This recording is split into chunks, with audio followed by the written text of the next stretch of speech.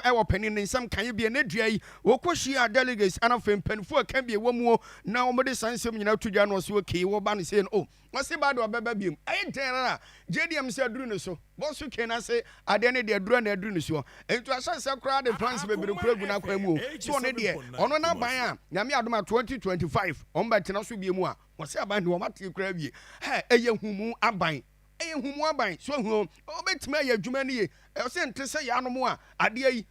ekura wonso wakata so na dani enenam keni ade nyina wose dabi na wo ba nyina no behwe na sa ne management team nyina no enkonko yesabi NDC fo nko a wo mu asabi wo mu tirimu abobe wo mu nim de e wo man nkyekere na fene kan kom nyina no ana obetu onum nyina tenase ne se humu eba ogide mapase ebebo akura mankofo ede sika efri eye wo mamu abepiem Ghana mamu ase kura nom so aba bebie nwuma no bebie nwuma na tase wo fo ne bebere benya bia yo ama omu kom so atimi han onum ti no ogire mapase na aban de oba ehunumu aban ko a ana panini se wode eba. Beyond the economic front, we will also be very strong on governance, because transparent and accountable governance at all levels remains an assured fuel that fires the socio-economic transformation of successful nations. In that regard, we will establish a governance advisory council to help improve political governance, curb corruption, and ensure the respect of human rights. This council will include representatives of civil society organizations, religious leaders, traditional leaders, and ordinary Ghanaians.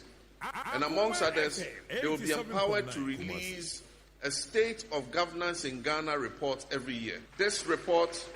will guide governments in fine-tuning our good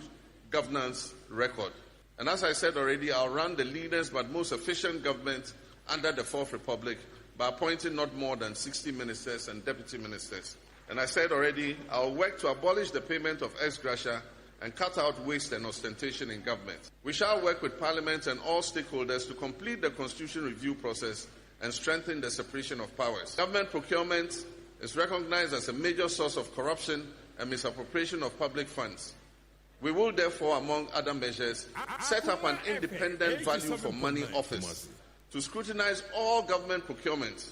that are above a $5 million threshold or as shall be recommended by Parliament. I will give anti-corruption state institutions unfettered space to operate. The days of the clearing agents must come to an end on January 7, 2025. Na chirasa kunyane de pani ase de ya to ma na wi okra o ti oba no oba nyina no ene bisafo edi nkan bro so kra de a kyerem dada na anu ise no so ba o ni ministers no omo no bebu oman no de friends asoafo no omo moro aduosia dabi de omo akwa kyere be aduosia panya de be bro so enu aduosia ba akokra sanso no so oba ne na esgrasha ne ade nyina ene de pani no asense so people so oba ne nyina no obetuma atwam na ompese ebetuma ketase de friends ketase sheba sabi ketase mumu aso dabi enu de adan disable usuan wo bie so obi ameye bi obi amem wase de be ya fi bia no obetumi anya nkofuko bia mo hwe o ma ne kyekere ye we no de fa no ma ba bebu akonta e de a kyere Ghana fo nto no ye wose hunumu aban na nyame atomo a nyame the first January 2025 no obetena konya no so obehwe ama Ghana fo nyina akomu atimi ahan ti wei eye nsem bia na duai etimi koso e wo UDS abra pani no ena impanifo bibridi nkomo ye free amanyosem na fe ye de ni akyeremu e wo